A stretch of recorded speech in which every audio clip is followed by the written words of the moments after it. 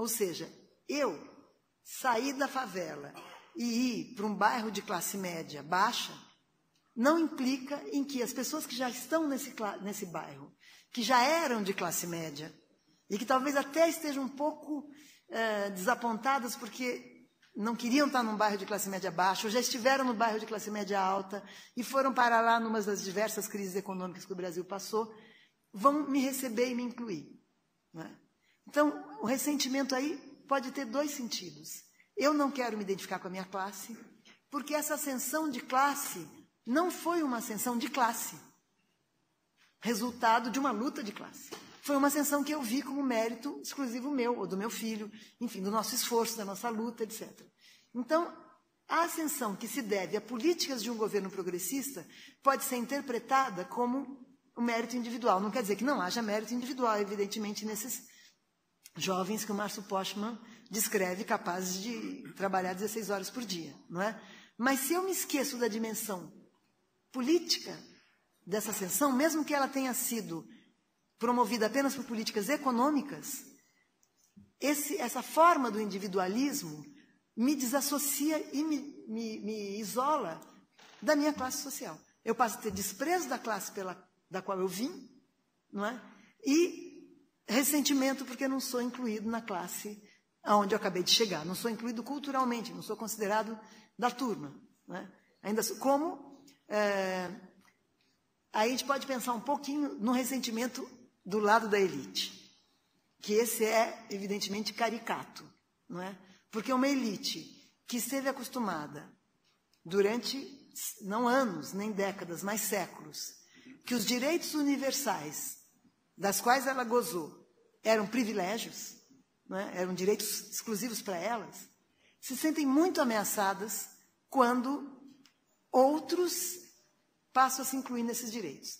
Eu entendo mais ou menos assim aquele movimento, felizmente abortado na raiz, de algumas representantes da elite paulistana, aquele Cansei, de 2007, não é? Quando houve o desastre da TAM, que foi realmente tremendo, havia um problema nos aeroportos, sim, mas cansei de quê exatamente? Do que aquelas pessoas com bolsa Louis Vuitton estavam cansadas? Não era do fato de que havia problemas com políticas públicas que já vinham de governos anteriores, que eles haviam elegido. Eles cansaram de ter que dividir o aeroporto com quem até então era cliente de rodoviária. E essa frase foi falada. Alguém anotou numa coluna social. Hoje em dia a gente vai para o aeroporto e parece que está na rodoviária. Né? Quer dizer, é claro que o país talvez não tivesse preparado na infraestrutura para essa grande classe média que chegou para usar alguns dispositivos. O aeroporto é símbolo, porque o aeroporto é símbolo da exclusão. Né? Só ia quem realmente tinha muito dinheiro. Uma passagem de avião, vocês devem saber, na nossa juventude, era algo que você pagava quando podia. Né? Você não ia para o Rio toda hora de avião, você ia de ônibus, de vez em quando você pagava uma ponte aérea. Então, o aeroporto como símbolo, e é por isso que o caos aéreo na época foi o símbolo do cansei, não é? Eu quero meu privilégio de volta, eu quero minha exclusividade de volta. Não é? E as companhias aéreas não param de tentar criar novas exclusividades para contentar a sua elite e apagar um pouco essa grande inclusão que aconteceu.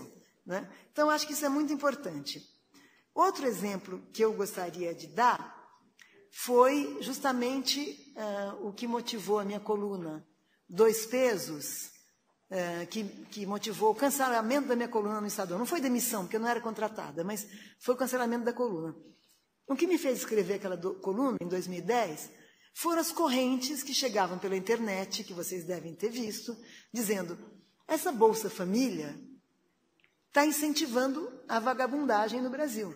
Vejam bem, e eu vou citar casos também caricatos, mas isso tudo é caricato. É vergonhoso para nós, e é verdadeiro. Não é?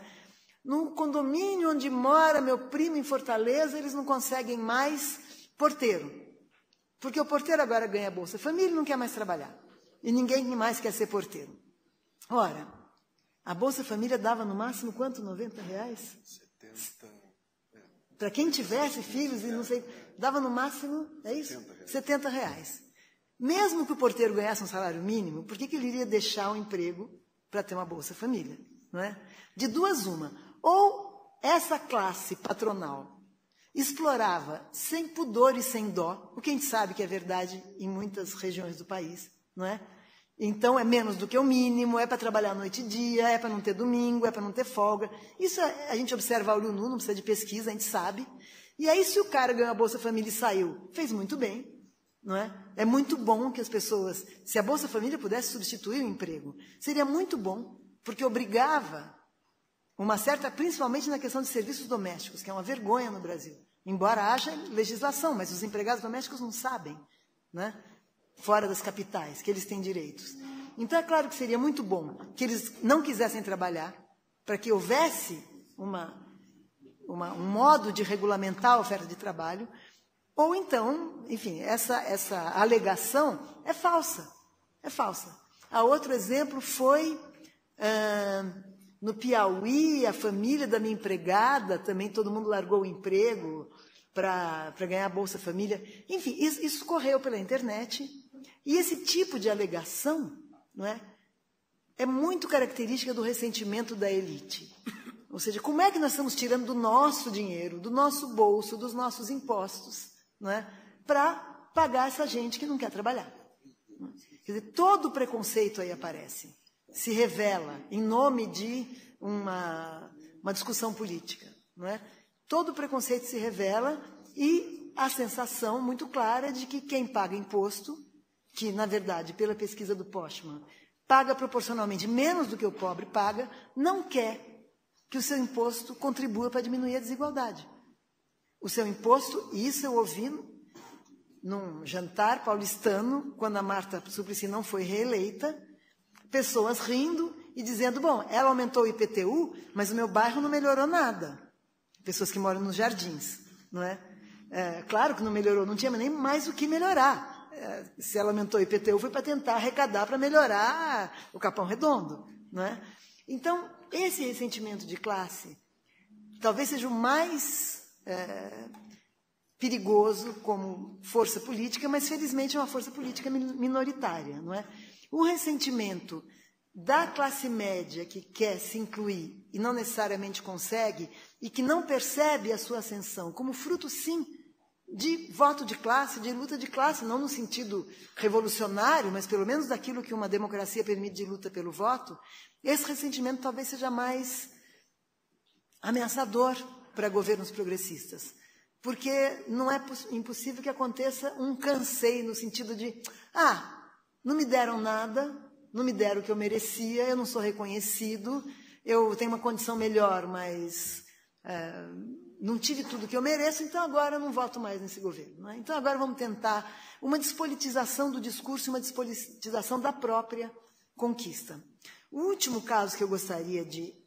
É um caso particular, mas que eu gostaria de mencionar aqui, foi aquele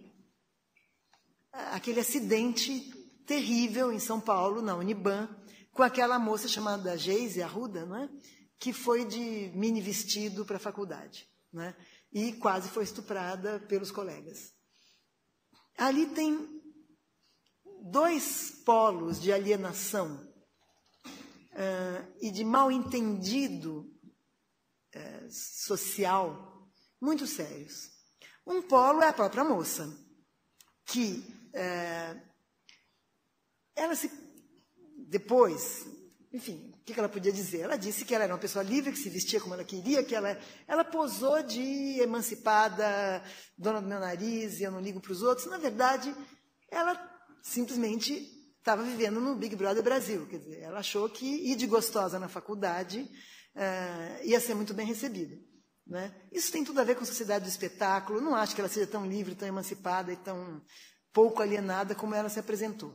Mas o mais grave, evidentemente, foi a reação dos colegas, que entraram quase num linchamento ou num estupro coletivo. Aí alguém observou, engraçado, as meninas da USP vão de short na faculdade. Então, o que acontece? A Uniban não era a USP. Aí a questão da classe média baixa. A Uniban é uma faculdade particular, acessível a pessoas que entraram ou pelo ProUni ou com muito esforço, para quem a faculdade representa o contrário do que a USP representa para os estudantes da USP, culturalmente. Não um lugar de liberdade, de esbunde, de cada um faz o que quer, mas um lugar de prestígio, um lugar de respeitabilidade, um lugar de ascensão, careta, no sentido vulgar da palavra, em relação a onde eles vieram. E essa moça achou que ela estava em outro lugar. Evidente que essa moça não vestiria o que ela quer em qualquer lugar. Evidente que ela é o perfil da pessoa que escreve para o colunista da revista dizendo: tem um casamento, que vestido devo usar? Não é? Evidente que ela foi assim na faculdade porque achou que ia arrasar. Não é porque ela é tão livre assim. Mas o ressentimento dos colegas que viram a sua instituição ou a sua ascensão social por estar incluídos numa universidade como desrespeitada pela colega que tratou aquela universidade como se fosse um lugar qualquer, ou como se fosse um lugar onde ela era uma menina de programa desfilando, isso tudo no preconceito deles, provocou uma reação fascista. Claro que isso é minoritário, isso não é o Brasil, mas é muito importante lembrar que o ressentimento social, não na classe média em ascensão, mas na classe média que estava caindo na Alemanha dos anos 30, foi a base social que elegeu o Hitler e apoiou o nazismo. Ou seja, não brinquemos com até onde pode ir o ressentimento social. Ali foram um bando de meninos desmiolados que foram, sim, fascistas no seu ato, embora talvez não sejam fascistas politicamente. Mas políticas que não despolitizem as conquistas de um governo desenvolvimentista são muito importantes. Eu não sou uma pessoa que possa dizer quais são essas políticas. Isso tem gente aqui, acho que todo mundo que está aqui é mais qualificado do que eu. Eu só acho importante que o desenvolvimento nunca pode ser acompanhado de um discurso que não politiza e de ações outras, em outras instâncias do governo, que não politizem essa conquista tão preciosa que o Brasil vem tendo há 10 anos já? Quase 10 anos, né? E, bom, vamos para o debate. Muito obrigada pela atenção de vocês.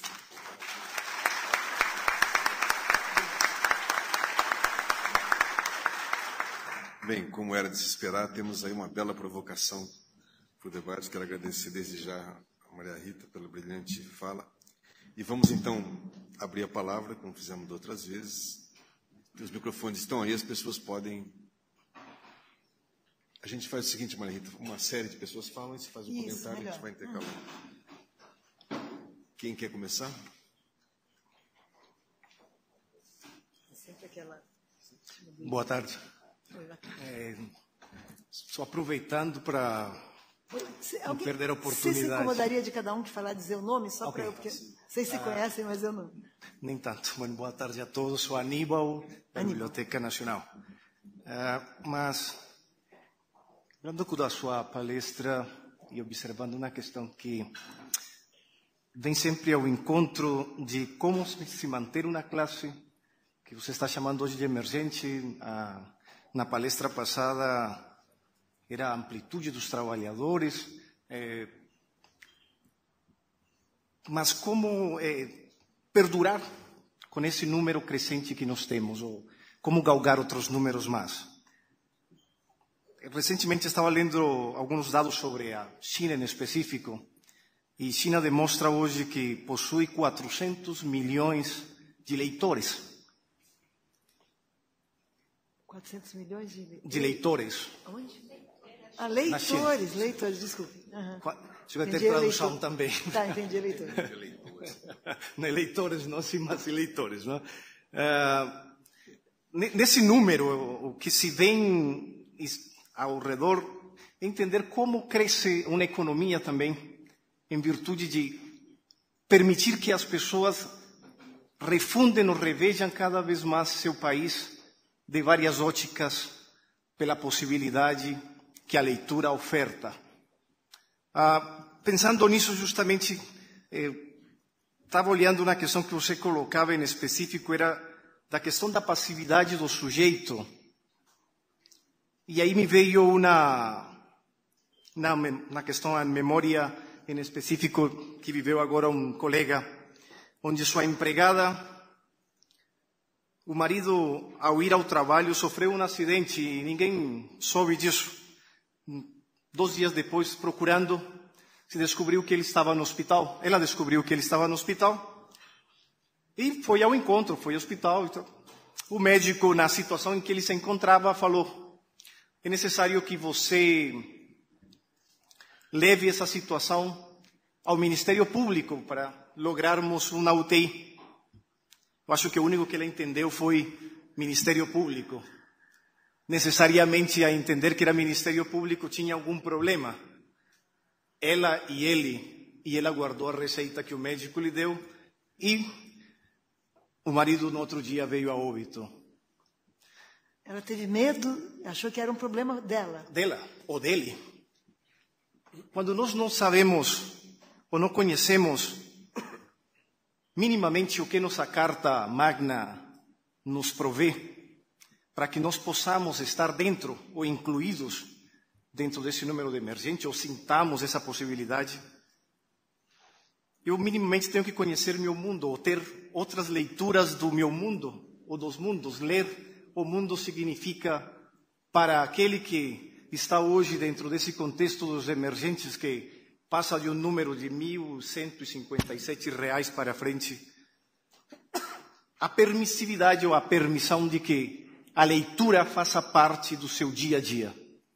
E acho que a minha pergunta está justamente: como permitir, como política pública, que a leitura venha, nesse contexto, de mudar ou de permitir ainda que angariemos mais números de brasileiros dentro dessa classe média.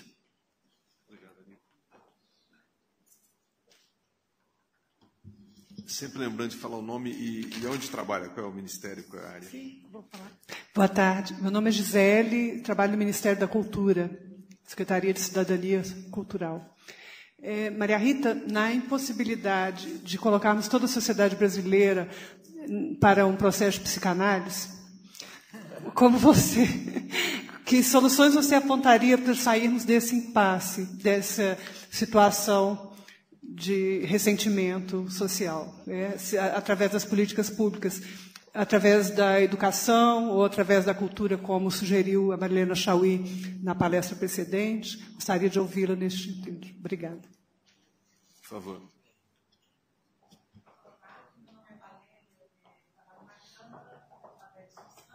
Valéria, aperta o botãozinho do meio. Ok. Bom, primeiro agradecer muito sua palestra. Para mim foi um prazer enorme, depois de ler tantos anos as coisas que você escreve, poder vê-la. Estou muito feliz. E queria que você abordasse um pouco, se fosse possível, um assunto que eu acho bem intrigante, que é o seguinte: o governo Lula, principalmente, embora nos governos anteriores já houvessem políticas nesse sentido, mas o governo Lula trouxe, ao país várias políticas afirmativas, especialmente na questão das políticas raciais. E, inclusive, a ministra está aqui, pode falar muito melhor que eu, mas uma coisa que sempre me intriga é o seguinte: cada passo que é dado nesse sentido, ele desperta na sociedade brasileira um ódio impressionante. Então, quando a gente trabalha com essas políticas, é visível o tipo de reação que tem. E, muitas vezes, por exemplo, em debates com a FEBRABAN, com outros setores, a gente vê que, do ponto de vista econômico, é muito pouco o que precisa se investir para mudar o país. A política de cotas, por exemplo, e outras tão bem-sucedidas que já revelam, nos seus resultados, um sucesso enorme, mas a gente sempre vê na sociedade porta-vozes da elite se colocando radicalmente contra, brigando, inclusive, com os resultados dessa política, ou, por outro lado, setores da economia que precisariam investir muito pouco para promover uma igualdade maior, que preferem ir para a justiça, brigar com o Ministério Público, gastar, às vezes, muito mais do que investir nessa igualdade. Então, tem um plano simbólico muito forte nisso, E, claro, a gente sabe que está ligado a todo o processo econômico, mas, do ponto de vista simbólico, assim, como você vê isso? Tá bem? Mas quem?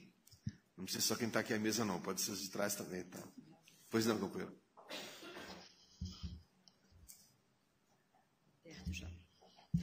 Boa tarde, eu sou Ana Costa, sou médica aposentada do Ministério da Saúde e hoje presido o Centro Brasileiro de Estudos da Saúde, o SEBS, que é uma entidade clássica da luta pela reforma sanitária brasileira.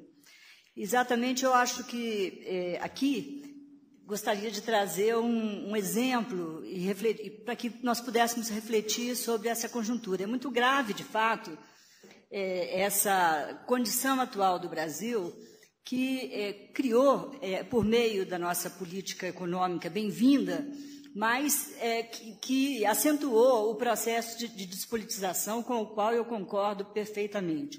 Nós, quando começamos a construir o processo de reforma sanitária, um grupo de esquerda, do campo de esquerda, acadêmicos, e nós pensávamos que a classe trabalhadora viria atrás e reivindicando por saúde, né? Nós tivemos essa ilusão pelos anos 70, 80. No entanto, a classe trabalhadora não veio.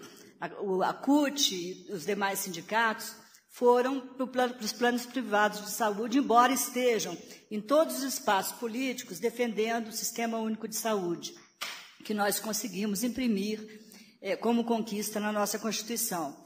Hoje, ao longo desses anos, desses nossos 10 últimos anos, o que a gente assistiu, lamentavelmente, foi um crescimento da parcela da população vinculada aos planos privados de saúde, a despeito de todo o processo de inclusão que nós vemos acontecer do ponto de vista dessa mobilidade.